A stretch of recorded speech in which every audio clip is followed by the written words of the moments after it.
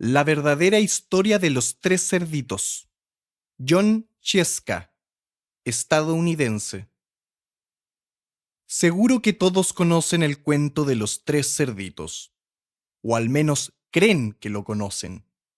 Pero les voy a contar un secreto. Nadie conoce la verdadera historia, porque nadie ha escuchado mi versión del cuento.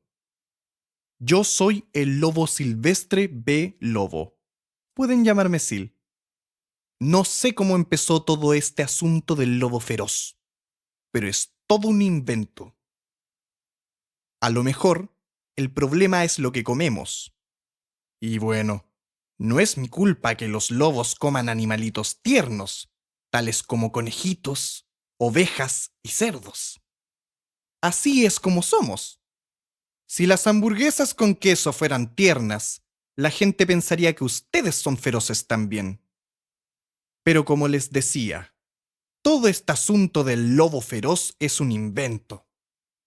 La verdadera historia es la de un estornudo y una taza de azúcar.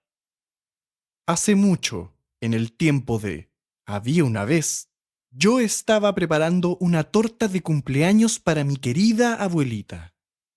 Tenía un resfriado terrible. Me quedé sin azúcar, de manera que caminé hasta la casa de mi vecino para pedirle una taza de azúcar. Pues bien, resulta que este vecino era un cerdito, y además, no era demasiado listo que digamos. Había construido toda su casa de paja. ¿Se imaginan? ¿Quién con 2 dedos de frente construiría una casa de paja? Desde luego, tan pronto como toqué a la puerta, se derrumbó. Yo no quería meterme en la casa de alguien así como así, por eso llamé. «Cerdito, cerdito, ¿estás en casa?» Nadie respondió. Estaba a punto de regresar a mi casa sin la taza de azúcar para la torta de cumpleaños de mi querida abuelita. Entonces me empezó a picar la nariz.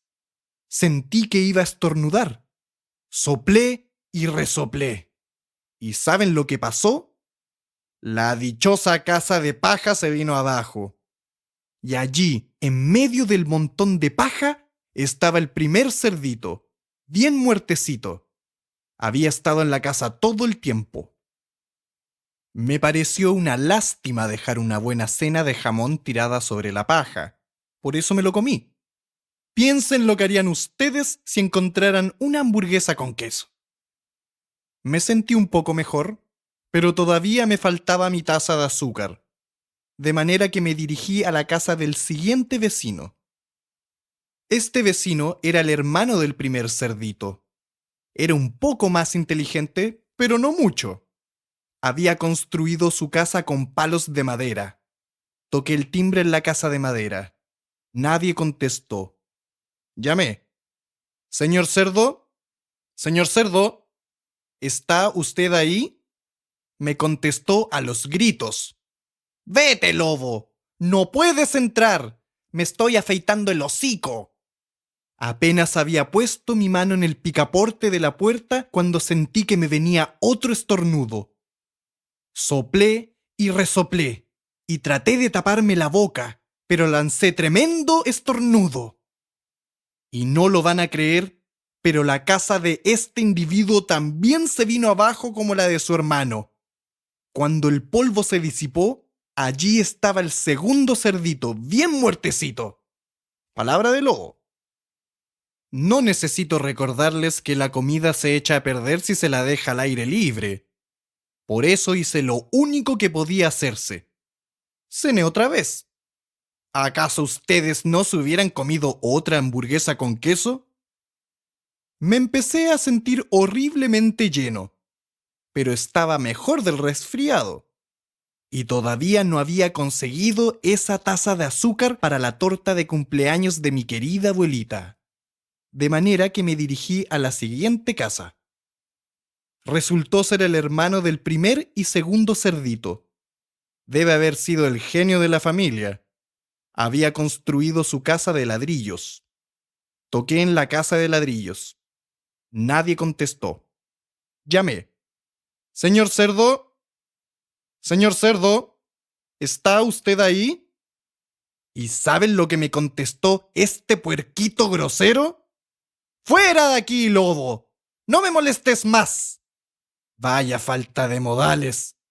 Probablemente tenía un saco lleno de azúcar. Y ni siquiera quería darme una tacita para la torta de mi querida abuelita. ¡Qué cerdo! Estaba a punto de regresar a casa y quizás hacer una tarjeta de cumpleaños en vez de una torta, cuando sentí nuevamente mi resfriado. Soplé y resoplé y estornudé una vez más. Entonces el tercer cerdito gritó: «Y que tu querida abuelita se siente en un alfiler». Normalmente soy un tipo muy tranquilo, pero cuando alguien habla así de mi querida abuelita, pierdo un poquito la cabeza. Por supuesto, cuando llegó la policía, yo estaba tratando de tumbar la puerta del cerdito, y en todo el tiempo seguí soplando, resoplando, estornudando, armando un verdadero escándalo. El resto, como dicen, es historia. Los periodistas se enteraron de los dos cerditos que había cenado. Pensaron que la historia de un pobre enfermo que iba a pedir una taza de azúcar no era muy interesante. De manera que se les ocurrió todo eso de soplidos y resoplidos y te tumbo tu casa, y me convirtieron en el lobo feroz. Eso es todo. La verdadera historia. Me hicieron trampa. Pero tal vez tú puedas prestarme una taza de azúcar.